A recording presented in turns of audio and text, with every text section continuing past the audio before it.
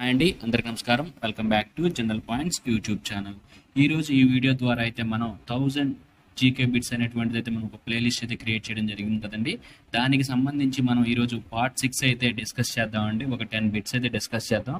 ఈ బిట్స్ వచ్చేసి మనకి ఆర్ఆర్బి, ఏఎల్పి, అలాగే టెక్నీషియన్, అలాగే ఎన్టీపీసీ, అలాగే గ్రూప్ డి, అలాగే ఎస్ఎస్సి, సిహెచ్ఎస్ఎల్, సిజిఎల్, అలాగే జేఈ ఎగ్జామ్స్కి, అలాగే పోస్ట్కి సంబంధించి పోస్ట్ మ్యాన్, అలాగే ఎంటీఎస్ జాబ్స్కి అయితే మనకి ఈ బిట్స్ అయితే ఇంపార్టెంట్ అండి.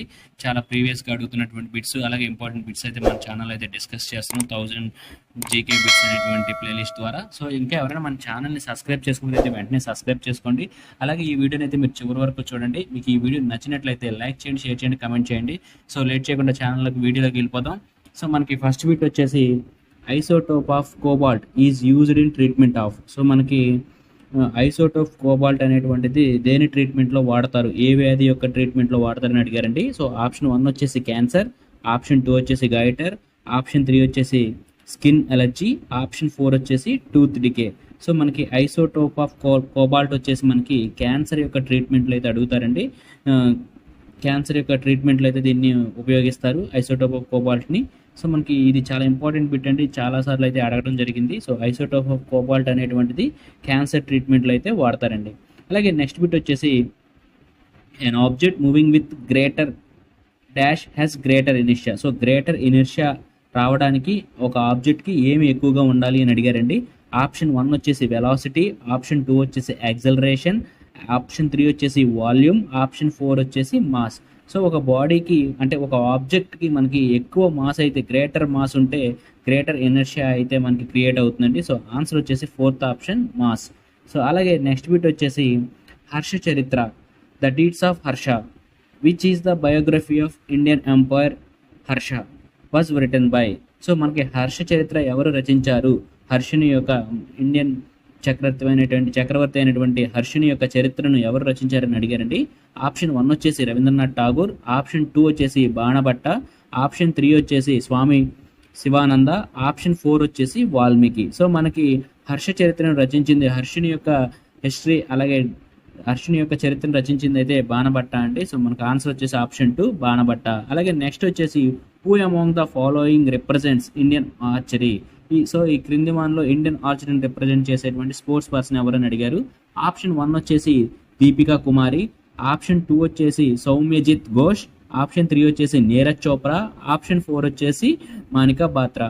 సో మనకి ఇలా బిట్స్ అయితే అడుగుతూ ఉంటారండి. సో ఏ పర్సన్ ఏ స్పోర్ట్స్కి సంబంధించిన అడుగుతారు. సో మనకి ఇక్కడ 4 పర్సన్స్ అయితే ఉన్నారు కదండి. సో దీపక్ కుమారి అనేటువంటి ఆవిడ ఇండియన్ ఆర్చరీకి అయితే సంబంధించినటువంటి పర్సన్ అండి. సో ఆన్సర్ వచ్చేసి దీపక్ కుమారి.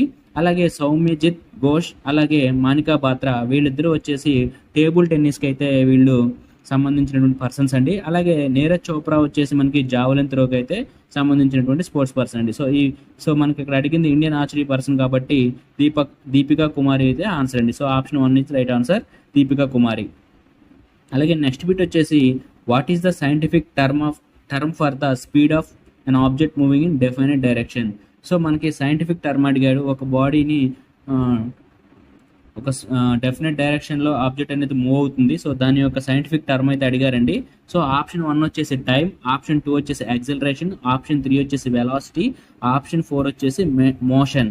సో మనకి సైంటిఫిక్ టర్మ్ అడిగారు, ఒక బాడీ మూవ్ అవుతుంది, సర్టెన్ స్పీడ్తో మూవ్ అవుతుంది, దాని యొక్క డెఫినెట్ అండ్ ఒక సర్టెన్ డైరెక్షన్లో మూవ్ అవుతుంది.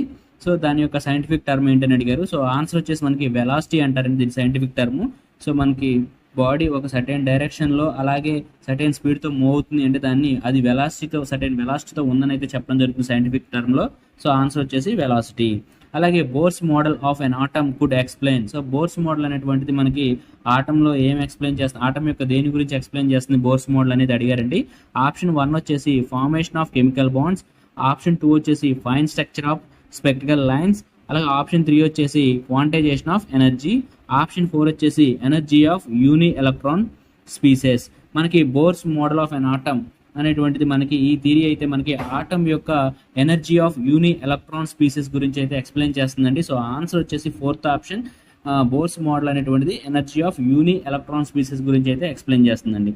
అలాగే నెక్స్ట్ బిట్ వచ్చేసి in the revolt of 1859 in which the farmers of Bengal refuse to produce IndiGo, it is the noun as. So మనకి బెంగాల్ రైతులు అయితే మనకి 1859 ఒక తిరుగుబాటు చేశారండి. సో వాళ్ళు ఇండిగోకి అంటే నీలి మందుకైతే రిఫ్యూజ్ చేస్తూ అయితే చేశారండి. సో దాని విప్లవాన్ని ఏమని పిలుస్తారని అడిగారు. ఆప్షన్ 1 వచ్చేసి నీల్ రెబిలియన్, ఆప్షన్ 2 వచ్చేసి రెడ్ రివోల్ట్, ఆప్షన్ 3 వచ్చేసి గ్రీన్ రివోల్ట్, ఆప్షన్ 4 వచ్చేసి ఎల్లో అప్రైజింగ్.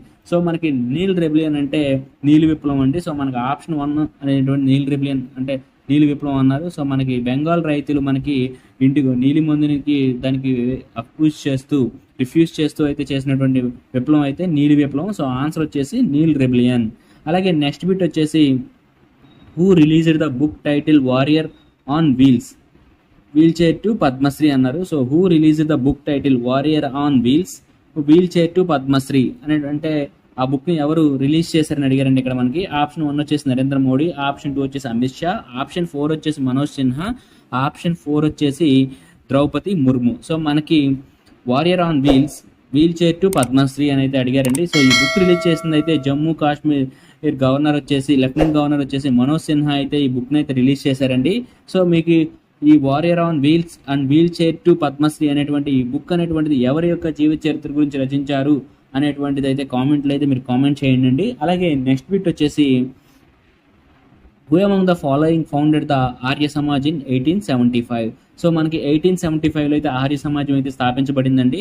సో ఈ ఆర్య సమాజాన్ని ఎవరు స్థాపించారని అడిగారు. ఆప్షన్ 1 వచ్చేసి కేశవ్ చంద్రసేన్, అలాగే ఆప్షన్ 2 వచ్చేసి దయానంద్ సరస్వతి, ఆప్షన్ 3 వచ్చేసి రాజా రామ్మోహన్ రాయ్, ఆప్షన్ 4 వచ్చేసి మాధవ గోవింద్ రనాడే. సో మనకి ఆర్య సమాజ్ ఎవరు స్థాపించారంటేనండి ఆప్షన్ 2 దయానంద సరస్వతి గారు అయితే మనకి ఈ ఆర్య సమాజం అయితే 1875లో అయితే మనకి స్థాపించారండి. సో ఆన్సర్ వచ్చేసి దయానంద సరస్వతి గారు. అలాగే నెక్స్ట్ బిట్ వచ్చేసి the Akali movement was associated with. So Akali movement అనేటువంటి దేనికి అసోసియేటెడ్గా ఉంది అని అడిగారు. ఆప్షన్ 1 వచ్చేసి యంగ్ బెంగాల్ మూమెంట్, ఆప్షన్ 2 వచ్చేసి ప్రార్థనా సమాజ్, ఆప్షన్ 3 వచ్చేసి థియోస్పికల్ మూమెంట్, ఆప్షన్ 4 వచ్చేసి Sikh reforms movement. So Akali movement అనేటువంటిది సిక్ యొక్క సంస్కరణలకు సంబంధించినటువంటి మూమెంట్ అండి. సో ఆన్సర్ వచ్చేసి 4th option Sikh reforms movement. So Sikh యొక్క సంస్కరణకు సంబంధించిన మూమెంట్ కాబట్టి ఇది ఆకలి మూమెంట్ అనేటువంటి దానికి సంబంధించినటువంటిది అండి. సో మీకు ఈ వీడియో నచ్చినట్లయితే లైక్ చేయండి, షేర్ చేయండి, కమెంట్ చేయండి. ఇంకా ఎవరైనా మన ఛానల్ సబ్స్క్రైబ్ చేసుకుంటే అయితే వెంటనే సబ్స్క్రైబ్ చేసుకోండి. అలాగే మనకి ఈ ఎండ్ కార్డ్స్లోను అలాగే ఐ కార్డ్స్లో అయితే మనకి ఈ 1000 జీకే బిట్స్ సంబంధించి ప్లేలిస్ట్ అయితే ప్రొవైడ్ చేయడం జరుగుతుంది. సో ఇంకా ఎవరైనా మిగతా వీడియోలు చూడకపోతే ఈ రిమైనింగ్ వీడియోస్ కూడా అయితే చూడండి. జై హింద్.